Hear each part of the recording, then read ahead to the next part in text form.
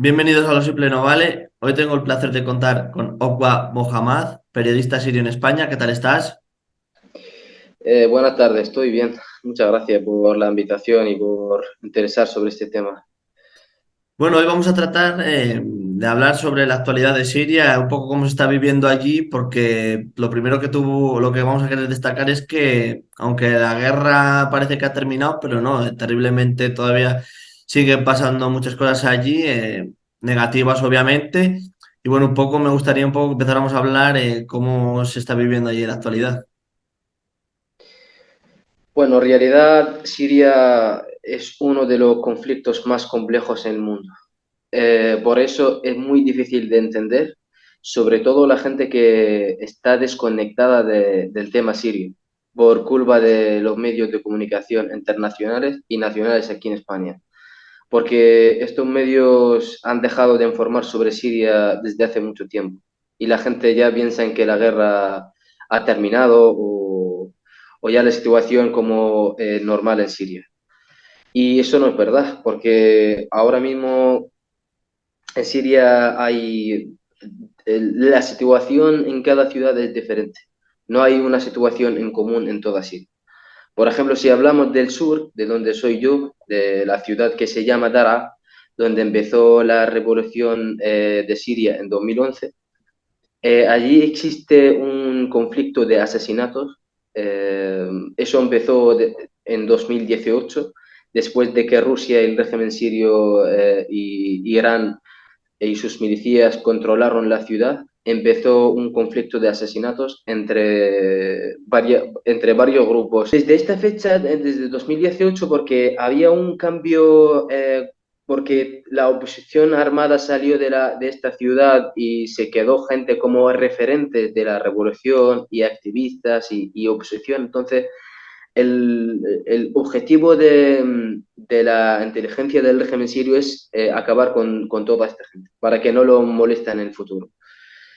Entonces empezó un conflicto de asesinato entre varios grupos y con estos 3 4 años empezó a ser más complicado, porque hay, por ejemplo, la oposición contra el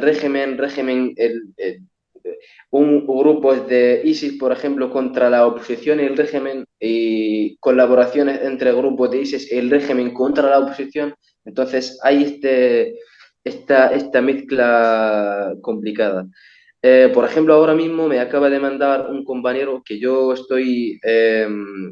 colaboro con un medio de comunicación local eh, de mi ciudad y me acaban de mandar un dato que van a publicar mañana. Es sobre los asesinatos en 2022. Pues en 2022 hablamos de una ciudad que tiene 800.000 habitantes, más o menos, porque no, 800.000 antes de la guerra, pero después de la guerra, como mucha gente han dejado la ciudad, pues hay mucho menos. Pues en esa ciudad había en 2022 291 operaciones de asesinatos, murió a consecuencia de estos asesinatos 313 personas. Este dato yo lo digo ahora mismo y todavía no está publicado. 313 asesinatos, personas asesinadas solo en 2022. Y los años anteriores también números parecidos, a veces más, a veces menos. Y esto es la situación en solo una ciudad. No estamos hablando de Damasco, por ejemplo, donde hay un cambio demográfico por parte de Irán, porque Irán siempre... Irán es uno de los partes del conflicto. Eh, para que la gente sepa un poco, en Siria entró hay varios países en Siria que son los jugadores principales en la guerra, que son Estados Unidos, Sí. Irán, Rusia y Turquía. Y también eso no incluye los milicias, porque luego hay, por ejemplo, Hezbollah, pero bueno, prácticamente Hezbollah es de Irán. Y hay milicias de Pakistán también, de Afganistán. Hay milicias y mercenarios de todo el mundo. Pues estos cuatro países hay conflictos entre ellos en el territorio sirio y la gente que pierde al final son los sirios. Bueno, este cambio demográfico en realidad antes de la guerra, pero con la guerra, como entró Irán con sus fuerzas a Siria, que ya ahora como hay más oportunidad. Porque cuando el régimen sirio y Rusia hacen o abren una batalla contra una ciudad para controlarla, y luego se hace un acuerdo de que la gente que no le apetece o no quiere vivir, en realidad no es una opción, una obligación. Eso que pasó también conmigo. Te dicen, vale, pues 30 días bombardeando todos los días, por la noche, por la mañana, y luego ya te dicen, si no quieres vivir bajo del régimen, la dictadura del régimen sirio de Assad, pues tienes que salir a la zona del norte. A la zona del norte, que es el noroeste, a la frontera con Turquía, que es la ciudad de Idlib. La ciudad de Idlib y el campo de Alepo, una parte de Alepo, y el campo de Hama. Esta zona de Siria está ahora mismo controlada por la oposición y creo que desde el 2015 la oposición, el ejército sirio libre y otros grupos islamistas, entre ellos al-Nusra. Entonces obligaban mucha gente a salir a esta zona porque no está controlada por el régimen y Rusia y Irán. Y luego ya cuando salen la gente, vienen las familias de las milicias y de los soldados a vivir en su lugar. Y pues, por ejemplo, si hablamos del norte, hay, sobre todo en la ciudad de Idlib, donde hay un montón de campamentos de desplazados, que viven más o menos 1 millón de sirios que son desplazados anteriormente en el territorio sirio, están en los campamentos, están en la frontera con Turquía, en muy mala situación humanitaria. Esta zona de Siria está recibiendo ataques de vez en cuando por parte de los aviones rusos. Y la guerra sigue activa allí. Y también allí Turquía tiene un papel importante, porque Turquía tiene fuerzas en el territorio del norte de Siria y tiene el que se supone que es aliado del ejército sirio libre, de la oposición, pero ahora mismo está pasando una cosa que deja a mucha gente que se enfade con Turquía. Para dar una idea a la gente, porque la gente aquí entiendo que mucha gente no sabe muy bien qué relación hay entre Turquía y el régimen sirio y la oposición. Turquía desde el principio de la revolución Mm. se suponía que es aliado de la revolución y quiere ayudar a los sirios para que ganen a la dictadura y poner un régimen democrático y todo eso. Pero últimamente lo que está haciendo Turquía es normalizando las relaciones con el régimen sirio. Y hace 2 o 3 semanas, que no me acuerdo la fecha, había una reunión por primera vez desde la guerra, desde el comienzo de la guerra de Siria hasta el día de hoy, que esto pasa por primera vez, una reunión entre los ministros de defensa de Rusia, Turquía y el régimen sirio en Moscú para negociar y como siempre. Pero esto pasa por primera vez. Y la gente en el norte de Siria, que toda la gente que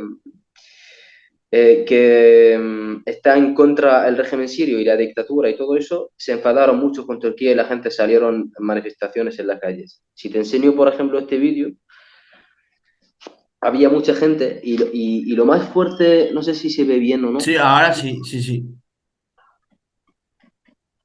y sabe Joder. que hay una cosa fuerte, que después de 12 años de guerra, la gente todavía es capaz de salir y gritar en las calles y decir no a Turquía, a Rusia, a todo el mundo.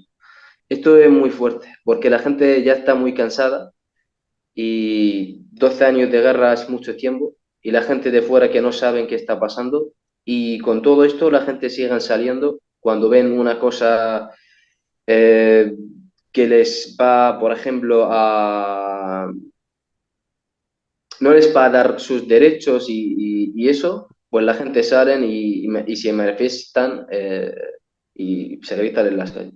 Claro, ahora te quería con toda esta situación tan terrible, como tú lo has dicho, en diferentes territorios, que cada uno con su complejidad. Que para un chico o una chica joven de Siria, ¿cuál es su proyecto de futuro puede tener allí? Ninguno. Prácticamente ninguno, ¿no? Prácticamente ninguno. Y yo, por ejemplo, a veces veo en las redes sociales de Siria, que yo todavía estoy en contacto con el mundo sirio, vamos a decir, aunque vivo en España desde hace 3 años. Pues yo siempre veo publicaciones de gente que están allí o gente joven estudiante o gente joven que viven en estas ciudades donde hay muchos problemas y tal, pues están quejando y la situación económica es muy mala. Y hay una cosa aquí importante. Tú sabes que en Siria obligatoriamente ir al ejército al 18 años. Entonces, si cuando un menor cumple 18 años, tiene que ir al ejército obligatoriamente. Y es un problema grave porque cuando te vas al ejército no es como antes de la guerra. Ahora mismo hay una guerra y te van a mandar a una ciudad, que es también una ciudad de Siria, para luchar contra los propios sirios. Es decir, tú eres español, vas a luchar, tú eres de Madrid, vas a luchar en Barcelona, pero ¿contra quién? Contra los otros sirios. Entonces, por eso hay mucha gente joven quien puede ahora mismo salir de Siria, quien tiene oportunidad de salir en cualquier manera, aunque sea irregular, la gente está saliendo. Están saliendo mucho, mucha gente joven. Están saliendo hacia Turquía, hacia Europa, en diferentes maneras. Si quieres, también podemos hablar un poco sobre esto, las rutas Mm. que tienen los sirios para ir a Europa. Claro, sí, es lo que te quería preguntar. Claro, sí, muy difícil salir de allí. Luego, ¿tienen oportunidad realmente fuera de allí? ¿Se les da oportunidad en el resto de países donde los acogen? ¿O se tienen que buscar la vida? ¿Cómo es eso? ¿Por dónde salen primero las rutas y luego también la oportunidad que desde el exterior se le da a esta gente joven que sale del país?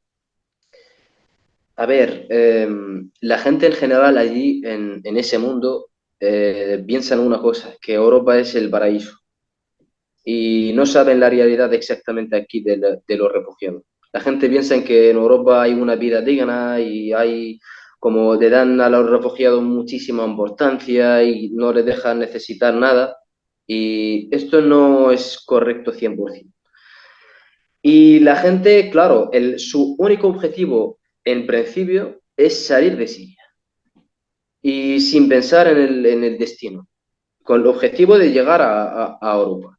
Claro, Europa es el objetivo porque, por ejemplo, en Turquía los sirios no pueden hacer vida allí. En Turquía hay más de 4 millones de sirios refugiados y no hay proceso de refugiados en Siria, por ejemplo, de estudiar idioma, ayuda de parte del gobierno y tal. Y tú sabes que el negocio que hay entre Europa y Turquía sobre los refugiados, que Europa paga, Turquía envía la llegada a los refugiados, Turquía y Grecia. Y claro, una de las principales rutas de los refugiados sirios, que Turquía, Grecia, y luego los países Balcanes, hasta que llegan a Europa. Ahora mismo, desde hace más de un año, hay una nueva ruta eh, que es, por ejemplo, la gente sale desde Siria a Líbano regularmente, porque no pueden, porque en el territorio sirio hay un montón de controles de la inteligencia del régimen sirio y de las milicias. Entonces se paga mucho dinero y salen a Líbano y desde Líbano se cogen un avión a Rusia directamente, que compran la manera es como comprar, la manera es como pedir visado de estudiante e ir a Rusia. Y una vez que llegas a Rusia, entonces, claro, eso todo está organizado por la gente o por los traficantes que te van a llevar a Europa. Entonces, tú pagas todo el dinero y ellos por ejemplo, tienen gente en Moscú, tienen gente en Beirut, tienen gente ya luego desde Rusia a Bielorrusia y ya empieza el camino allí andando. Desde Bielorrusia a Polonia y desde Polonia a Alemania. Esto es ahora mismo que mucha gente está haciendo esto. Y bueno, en realidad, como hemos hablado, como hemos dicho, que la vida aquí en Europa no es como hemos imaginado, la importancia que le dan a los refugiados no es como hemos imaginado, porque hay muchos refugiados, porque hay racismo también, porque hay muchas cosas, hay muchos problemas y no es fácil. Hay un montón de trámites burocráticos que la gente viene aquí sin idioma, no saben mover en el país, no saben hacer nada, no saben hablar en la calle. Entonces se encuentran con un montón de dificultades. Y para, para construir una vida nueva, que eso cuesta mucho. Claro, es que es muy triste cómo en Siria hay implicados terceros países, cada uno con sus intereses propios. La gente tiene que salir de allí, luego esa gente no tiene ninguna oportunidad, como tú dices, porque se les deja en campamentos de refugiados sin ofrecerle o vías de estudio, vías de enseñanza del idioma, vías profesionales, ¿no? Entonces, claro, la pregunta que te hago es, ¿qué se puede esperar o hay alguna esperanza de futuro en Siria? Porque parece todo muy negro, la verdad, no tiene ningún síntoma de esperanza. Uf, es que el tema sirio es muy complejo. Entonces, cuando más complejo, yo creo que cuando más va a tardar para resolver. Porque la comunidad internacional tiene una gran responsabilidad y no está haciendo nada. La gente está mirando hacia Siria y muchas veces la gente no quiere mirar, incluso, y ver lo que está pasando. Y dejar, pues ponerse modo silencio de parte de la comunidad internacional y dejar el régimen de dictadura y sus aliados hacer lo que quieren con el pueblo y matar a todo el mundo y desplazar al medio del pueblo, eso la gente en realidad no tiene mucha esperanza. No tiene mucha esperanza porque al final es que llevamos 12 años y hay muchas partes. Cuando hay muchas partes en la guerra, como hemos dicho, varios países y cada país tiene sus intereses y cada país utiliza diferentes grupos en el territorio y grupos contra grupos y países contra países. Tú imagínate, por ejemplo, ahora si hay un problema entre Rusia y Turquía, que este problema, eh, se, ese problema en realidad se lo hacen en el territorio sirio, ¿sabes? Si hay un conflicto político entre Rusia y Turquía, las perdidas son los sirios. Porque ahora si Rusia no está de acuerdo, por ejemplo, o si Turquía no está de acuerdo con Rusia sobre el tema de los kurdos, pues Rusia va a atacar a la oposición y va a morir gente. Y igual Turquía también va a atacar a los kurdos si no está de acuerdo Entonces, estos países se hablan entre ellos y la gente en Siria está muriendo. Y están utilizando diferentes grupos en Siria. Entonces, por eso esperamos que ojalá que pronto que sea un cambio radical de toda la situación, pero yo no, hasta el día de hoy yo no lo veo. Turquía se supone que quiere resolver la situación y no sé qué, pero al final cada país tiene su interés. Y los intereses de los países son mucho más importantes para ellos que las Sí. vidas de las personas o de la situación, por desgracia. Claro, no sé, en la actualidad no sé también el papel de Estados Unidos está jugando mucho ahí también su papel, sus cartas, por decirlo de esta manera, que también es triste que también otro país exterior que esté también ahí con sus propios intereses. Estados Unidos tiene dos papeles en Siria. Uno, Estados Unidos empezó cuando empezó a nacer el ejército sirio libre, que para explicar un poco qué es esto a la gente aquí, eh, cuando empezó la revolución en Siria, los primeros meses la revolución estaba como totalmente pacífica, sin armas ni nada. Y el régimen sirio trató con las manifestaciones con mucha violencia y ha matado a mucha gente en las manifestaciones. Entonces, unos meses después, la revolución se cambió a una revolución armada. Y ahora mismo, entonces, en este caso, hay oportunidad que entran ya partes para apoyar, por ejemplo, con armas la oposición, otros el régimen, otros no sé qué, y luego crear el Daesh, el Estado Islámico, y luego islamizar la revolución para decir a la comunidad internacional de que estamos luchando contra el terrorismo y hacer muchas cosas. Entonces, Estados Unidos, desde ese momento, desde cuando empezó la revolución, cambiarse a una revolución armada, empezó a apoyar al ejército sirio libre, a la oposición. Eh, con dinero, con armas, no solo Estados Unidos, el Golfo también, y Jordania, y Turquía también, porque Jordania y Turquía tienen papeles importantes porque están a la frontera. Turquía a la frontera del norte y Jordania a la frontera del sur. Y eso es el primer papel. El segundo papel, cuando empezó Estados Unidos su guerra contra el terrorismo en Siria, con dos otros países, contra el Estado Islámico. Y ya entró con sus fuerzas y controló zonas y ahora mismo,